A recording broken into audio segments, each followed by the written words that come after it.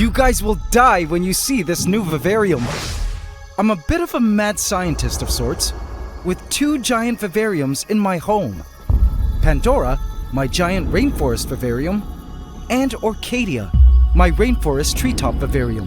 Both these chunks of rainforest are connected and contain an abundant amount of life. But soon, this compound rainforest ecosystem will be joined by what has become my greatest vivarium of all time, my 3rd child that I'm thrilled to finally debut. Today I reveal the completed Giant Vivarium 3, our new tropical wetlands ecosystem, set to completely blow you out of the water.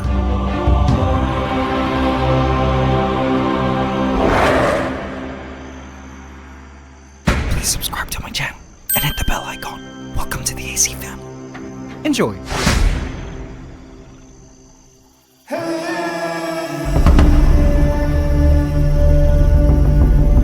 The creatures of the rainforest watched as my team and I went straight to work with the addition of plants into our newly hardscape tropical wetlands vivarium, which, by the way, finally has an official name. But I'll reveal the name later in the video. But I'll be honest, having a cool name didn't necessarily mean it would look cool when done. Tank building is just one of those things where you can only hope that the end result will be great. But sometimes the design can totally flop. And this tank had taken months of planning, hard work, and all my resources to make happen. Little did I know, a big surprise was up ahead once we finished this planting stage in preparation for the adding in of the new animals. But on the flip side, attention all of you plant lovers. Now I realize you guys might sometimes feel a little ignored on this channel due to the large animal focus. But plants are essential to the ecosystems of the world, and I've got a ton for us to geek out on together. With a lot of work ahead, we decided to start at the top and make our way down into the water area, beginning with bromeliads. Bromeliads are awesome plants and some of my favorite plants for terrariums. They are plants of the pineapple family, and many species grow epiphytically, meaning without the need for soil, and can simply be attached to wood, branches, and rocks with a binding medium like sphagnum moss or cocoa fiber. These bromeliads are a Neoregelia species, and this is what their roots look like. To attach them to the wood, we simply used sphagnum moss and cocoa fiber, all tied together with fishing line.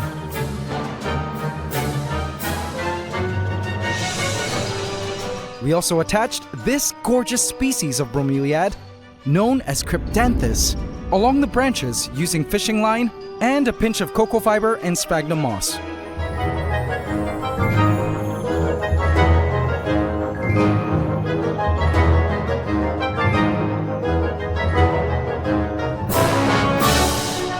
They're such stunning plants. And soon, we had a beautiful, happy community of bromeliads along the wood. Now, while we continue with the planting, let's play a guessing game. I have to show you something super cool. Check this out. This here is the outflow of the filter, where clean water emerges, and attached to its pipe are a pair of yellow tubes, which feed the waterfall. But also some of these clearer tubes. These clearer tubes snake their way all around the vivarium.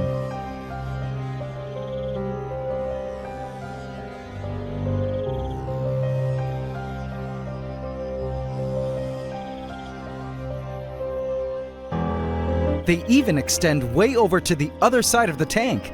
Now, can you guess what these tubes are for? You'll see what they're for in a bit. But I was super stoked to see it all actually working. Something I haven't yet done in my previous vivaria. There were a ton of other plants waiting on the sidelines to be planted into our wetlands, including a variety of vines, like this gorgeous Cissus discolor vine, ivy, pothos, heart-leafed philodendron, Spanish moss, which is actually also part of the bromeliad family, and one of my favorites, this awesome Ficus pumila mini vine, which makes a great carpeting vine plant. We also had African violets, my first time to use this in Escape, and the ever-beloved Fittonia, also known as nerve plants. I highly recommend these plants for any terrarium build, as they're easy to grow. Ferns, bags of locally sourced moss, and a ton of the most stunning aquatic plants, including my favorite plant of all, which lies in this container. We began to plant small Korean ferns in pots on both sides. The vines were planted towards the top, clumps of nerve plants were scattered generously throughout the land, African violets for some color, and oh yes, our beloved Ficus pumila mini. Oh, I just couldn't wait for this to sprawl and carpet everywhere. And before we knew it, we had a lush and beautiful garden of plants on land.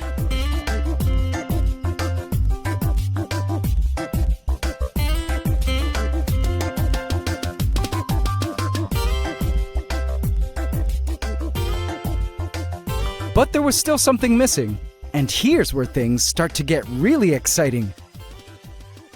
So about that tubing system. Well, those tubes are designed to carry water to different designated spots throughout the vivarium, places that needed to remain constantly wet because of these lush plants. Moss.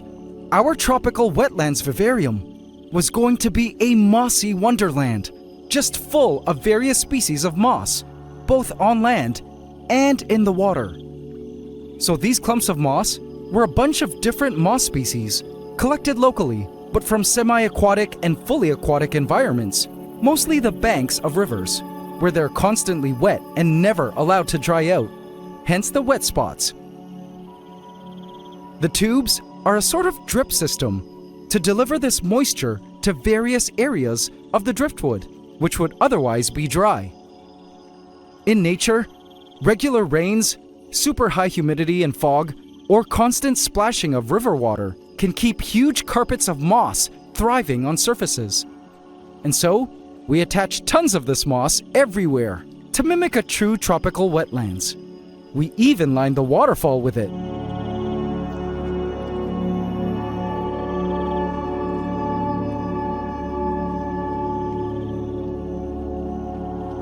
Now check this out, guys. We attached a string here, and can you guess what it's for? So to reduce all the drip that's happening at this spot, we decided to create a vine, which at first I thought, why not try using some vines from Pandora? But we later realized that natural string might be a better option, as it was much more flexible and also easier for moss to cling to. Yes, we would cover this string with moss as well, and it could act as a pathway for loose drops of water to trickle down, so it wouldn't cause too much unnecessary splash everywhere. When it was done, I found it looked super cool.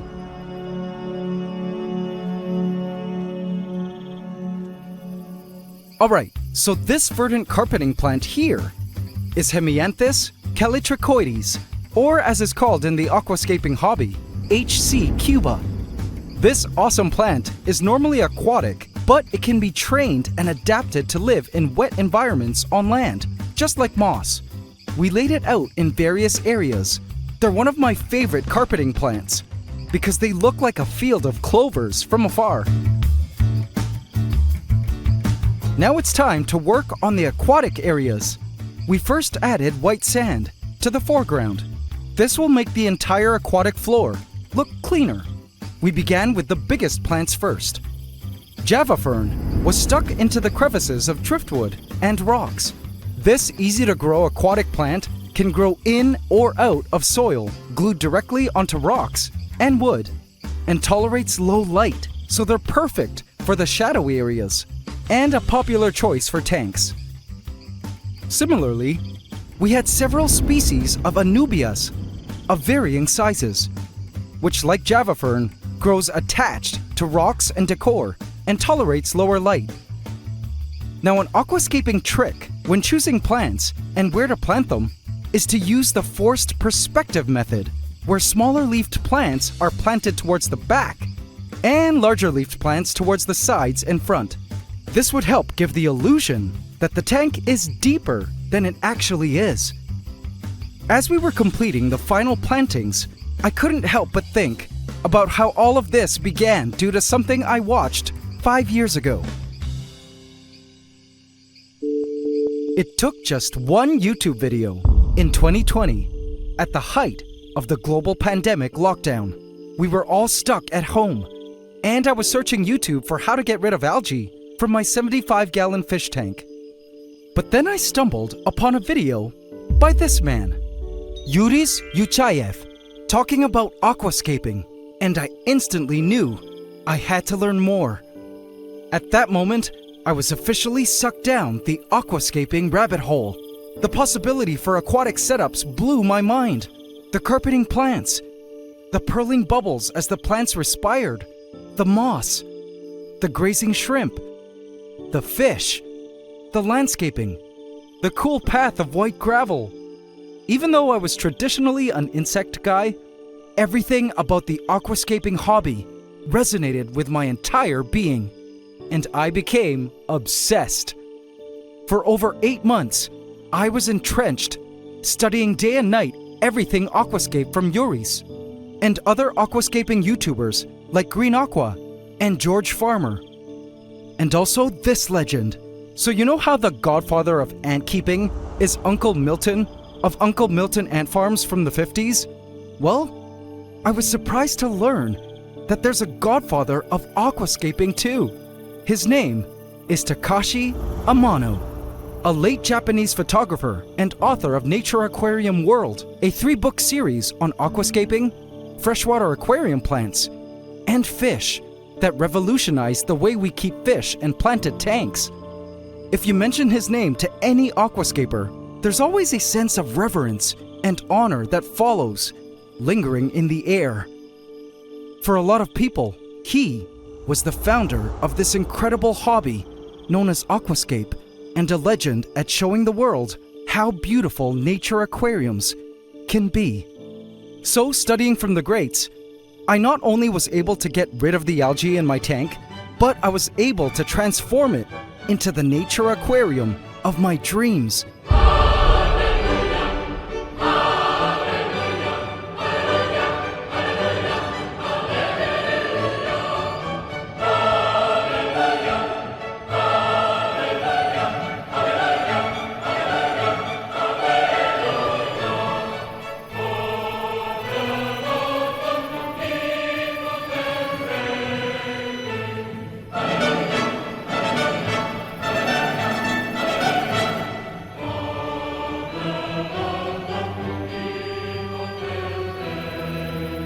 Now, I eventually moved out of my apartment and consequently had to rehome my tank. But I knew one day I would be needing all of that aquascaping knowledge for a future project. And I was right. Here I was now, working on the greatest tank of my entire life. Now, before I show you the final result of our giant Vivarium 3, on this topic of aquascaping gurus, I have to shout out my buddy, Jay Cortez, a master aquascaper, and the one who helped me source all these incredible plants. He has been monumental at helping me make my vision for Vivarium 3 come to life. Interestingly, despite all his years of aquascaping experience, Jay says he's never worked on a tank quite like this before, which further affirmed to me just how special Giant Vivarium 3 really was. And so, after all the months of planning and hard work, a team of efforts, and lots of passion, our giant tropical wetlands vivarium was finally completed.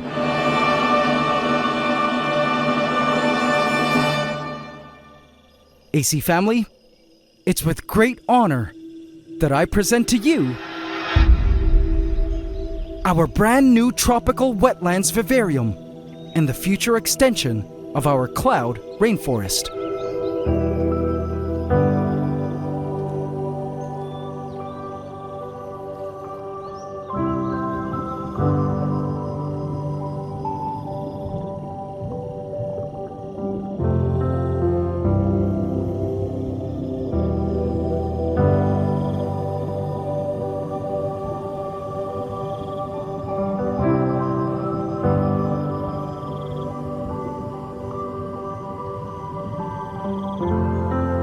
It was hands down the most beautiful slice of nature within glass I'd ever seen. The sight of it took my breath away.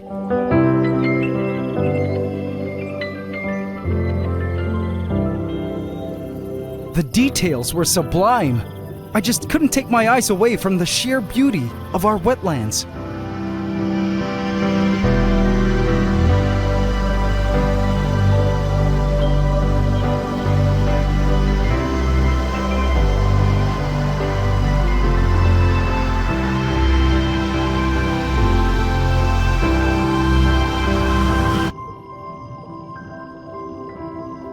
Let's have a tour around, starting first on land. I call this bridge of driftwood the Arch of Aquarius. It will act as a cool bridge for future land animals to cross between islands, passing some beautiful bromeliads along the way.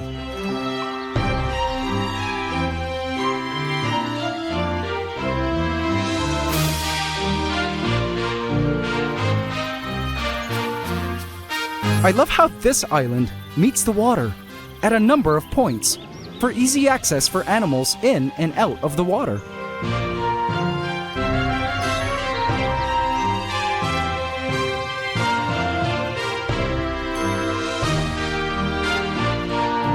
Check out the telangia beside the cryptanthus.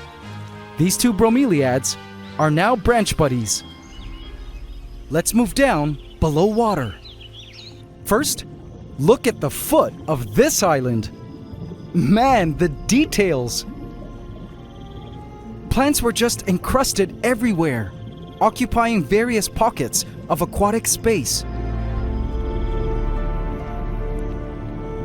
First, look at this. My dream Bucephalandra, that is. This is one of those precious aquascaping plants that come in a variety of colors, from green to red to even purple. They attach to rocks and wood, and I've missed owning my own set of Buce. I've got 5 species of Buce in this vivarium.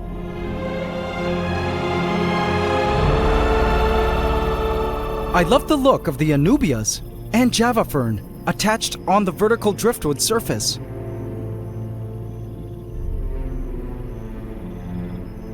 And here we come to my favorite plant of all. Remember that plant in the container? This is Nymphaea red tiger lotus. It's a gorgeous red lotus plant, which will soon send its reddish striped leaves up to the surface to form cool lily pads of lotus. Ah, love it so much.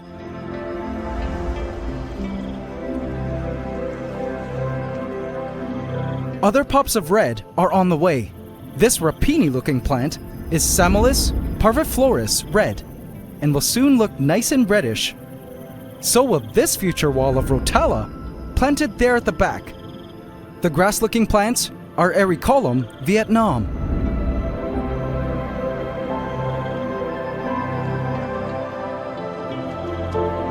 The other side of the vivarium is just as gorgeous.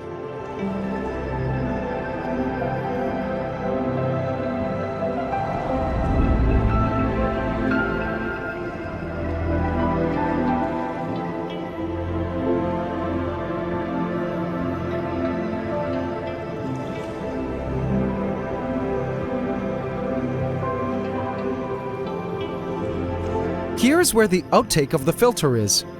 We constructed a driftwood cover to conceal its presence. I just love how both islands offer some cool hiding spaces for future creatures to inhabit. And this was the best. At the center was a cool pathway of white sand, and for me a symbol of our ever-winding and adventurous journey into nature discovery. Doesn't it look pretty?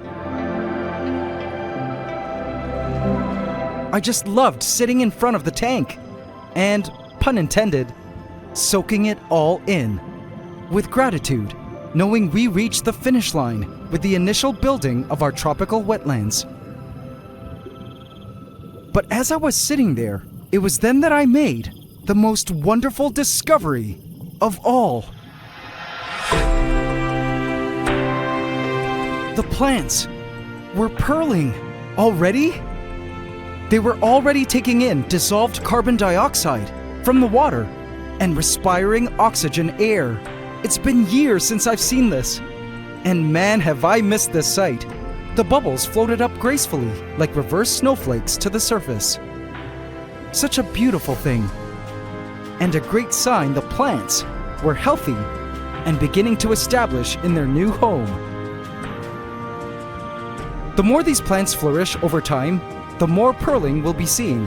It was awesome to see that the plants were already performing their important work in our wetlands ecosystem, providing oxygen for its future inhabitants. It was a beautiful reminder of the importance of plants for life on Earth. They use light energy from the sun and convert CO2 into oxygen for animals to breathe. Herbivorous animals eat plants, deriving their energy from them, which makes its way up the food chain. Plants are hands down critical to global ecosystems, and my favorite part of building vivariums.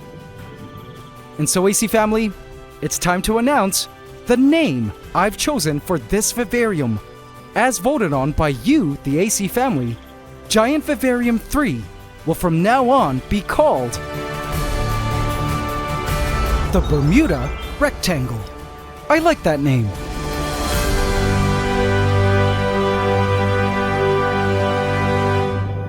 And now it was time for the Bermuda Rectangle's biggest event of all. The moment I'm sure a lot of you have been waiting for. I know I have. It's time to welcome our first generation of tropical wetland creatures. The time has come for Gaia 3. Let's add our creatures in, shall we?